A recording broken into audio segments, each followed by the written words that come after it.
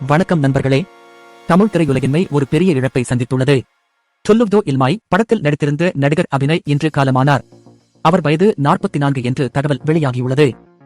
அபிநய் பல ஆண்டுகளுக்கு முன்பு கல்லீரல், லிவர் தொடர்பான நோயுடன் போராடி வந்தவர். அவர் கடந்த சில மாதங்களாக மருத்துவ சிகிச்சையில் இருந்தார். மேலும் மருத்துவ கட்டணங்களை சமாளிக்க பண உதவியை கேட்ட வீடியோவாலும் வெளியானார்.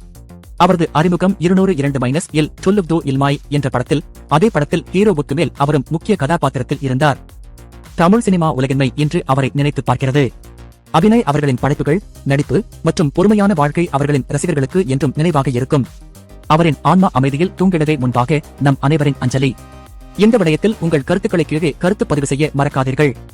லைக், ஷேர் செய்யவும். மேலும் தமிழன் செய்தி மையம் சப்ஸ்கிரைப் செய்யவும். Source